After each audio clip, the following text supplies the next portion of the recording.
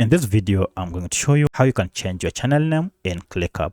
So if you wish to make some changes on your channel name, you can simply do this by following these steps. If you find this video helpful, I'll kindly request that you support me by liking the video and also by subscribing to this channel. Alright, so the first thing you need to do is to go to your ClickUp account and then head to channels. Then select the channel you wish to change its name. And then once you are in it, head over to settings on the right hand side here. Now this will open settings for this channel. Move over to the channel name, you can see here, and click on this pencil icon. And now here you can change this name to whatever name you wish.